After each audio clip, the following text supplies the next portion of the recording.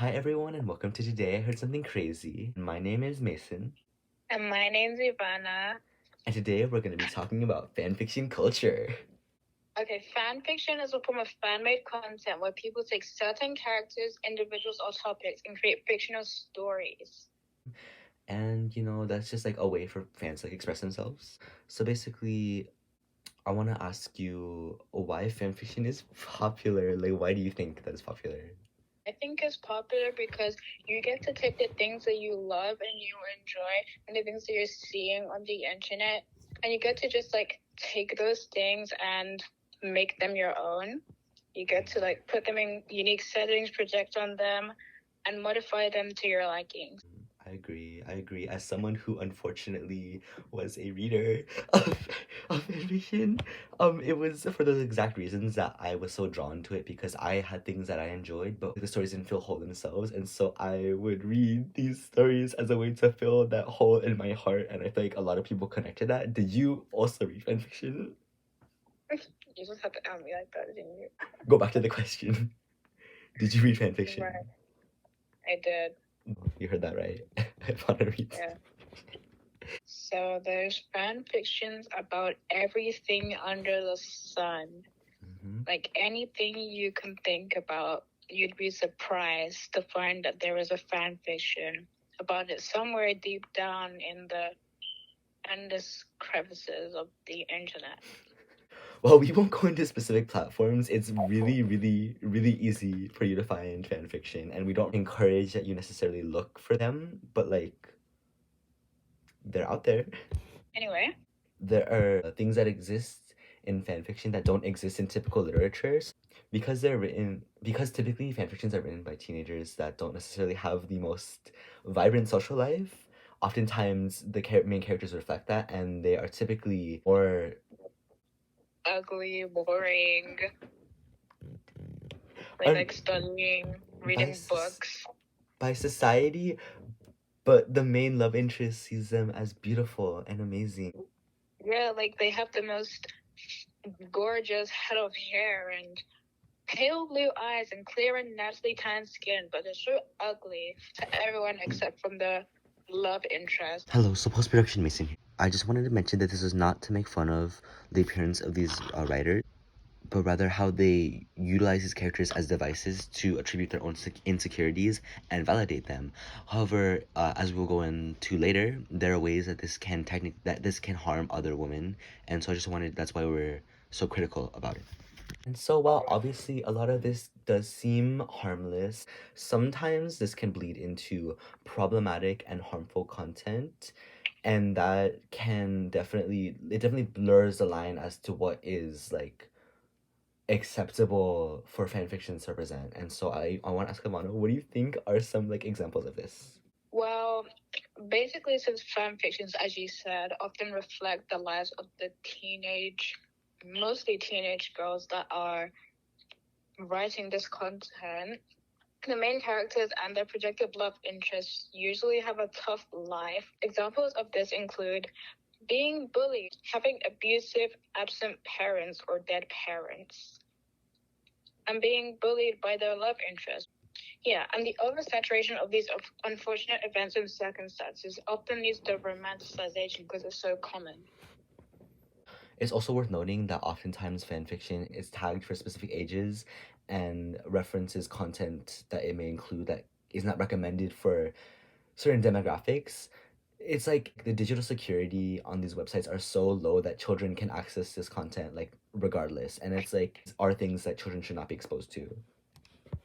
Yeah, so like if you literally just type in fan fiction into YouTube without any specifications or anything like that, you can find stuff with titles such as "He pushed you without knowing you were pregnant." He tortures you because your brother tortured his sister. And your auntie sells you to a mafia without knowing he's your ex-boyfriend. Like, can we just sit and like let that sink in for a moment? It's like really odd because while they don't necessarily like showcase these like harmful acts, it definitely romanticizes them and can cause people to internalize this and like go towards relationships that are unhealthy, toxic, and harmful. It's like very much romanticizing abuse. Like, he pushed you without knowing you're pregnant. Like, he should not be pushing you at all. Like, girly, your husband should not be pushing you like under any circumstances. Like, Exactly. Like, what are you talking about? Like, I first you. But oh, I'm pregnant, so you should go bad now. What are you talking about? Like, it's like he should have felt bad from the beginning. like, it's not normal to argue with your partner every day. It's not normal for your partner to hit you. It's not normal for your partner to take their trauma out on you. It's not normal for your partner to belittle you. But these things are so common in so many fan fictions for various reasons. But one thing that we noticed is that in fan fictions, there's also this pressure for women to try and change men and fix them, which is also not your responsibility. It's the responsibility of the individual to change themselves. It's normal for girls to go through a phase where they feel like they can't relate to other girls, but the whole "I'm not like the other girls" trope takes this to a whole next universe. Like, so the entire trope basically demonizes traditionally feminine things, often by directly or indirectly antagonizing those who associate with these things.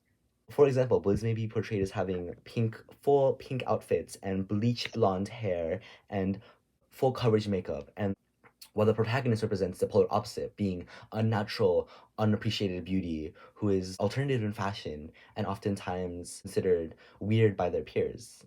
This trope ends up leading to a lot of women bashing and slut shaming. Unfortunately, in our society, women's interests are boiled down to being frilly and shallow rather than being complex and equally as interesting to the interests of men. Whenever a woman appreciates these things, they're considered girlish and silly and immature. And when a man appreciates these things, they're considered weak and unfulfilled. However, when a woman is represented with typically masculine traits, they are either held up as an example of what a woman should be and therefore is there to disregard the interests and values of women, or they're treated as though they're weaker and lesser than men and therefore cannot be are unable to reach those standards of masculine interests. There are thousands of well-written fan fictions, and we're not just trying to bash them. The whole point of this podcast is to look at this whole culture with some reflection. That being said, the harmful ideas and depictions that are so prevalent in fan fiction are way too problematic and influential on these impressionable young women. When you constantly read this kind of content, it normalizes the behavior, and writers of these tropes do not see the responsibility they have to address these things. Amen. However, it's important that we acknowledge that. There are two sides to each story. While there are a lot of negatives to fan fiction, there are also a lot of positives. It encourages creativity in youth. It gives people a stepping stone to enter the world of writing without creating complex settings and characters. And sometimes it can create communities and allow people to build strong bonds with one another. So if we look at it as a whole, fan fiction is a way for people to express themselves. And therefore, while there are a lot of harmful things in harmful topics and subjects explored through fan fiction, it's important that we acknowledge that we can't censor this as like a catch-all way to limit access to children or limit children's access to content that can be harmful to them. We need to look at it from a broader perspective of avoiding censorship, but still preventing people from having access to things that they should not be exposed to at such an early age.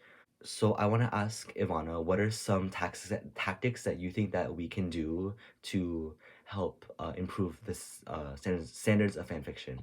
I think Yes, girly. What do I think? What I think is that I don't know. It's okay. I'm thinking. Let me think. Don't trap me while I'm thinking. Okay.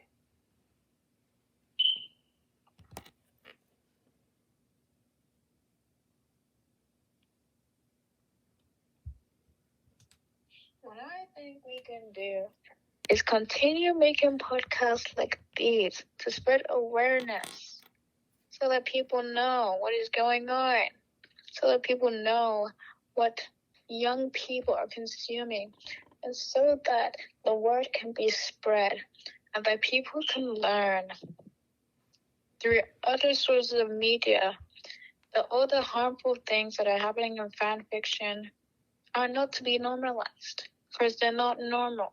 I 100% agree. I feel like there is like a lot of people who write things like this aren't necessarily intentionally like wanting to be harmful, but it's just a way for them to express their own traumas. But I feel like that is not as effective as, say, certain therapies that also could involve writing, but doesn't necessarily involve sharing that with like society. So I feel like just having people, just giving people multiple outlets in schools and in like in life and family and home, uh, just for their mental health would be a really good solution for this issue so that people can still be creative, but they don't have to like resort to self-destructive habits, you know. Hello, so post-production Mason again. So I just wanted to connect back everything that we've said in this podcast to society and change. And basically, the big picture is that fan fiction can be something that can hurt women and their growth and development in our society by encouraging the division of women and their interests, creating new beauty standards instead of breaking down old ones, and normalizing abusive and toxic relationship. And so I feel like what we want people to take away from this podcast is that this is something that does hurt women, but can be used as a tool to give them a safe space to share the interests. And but we need to focus on how it can help them. So that's just what we wanted to get into. Thank you. So, anyways, with that out of the way, that is the end of our podcast, and I hope that you enjoyed listening to us. Ivana, what do you want to say? Thanks for listening. Okay, so that's it. Have a great day. Bye bye. Yeah.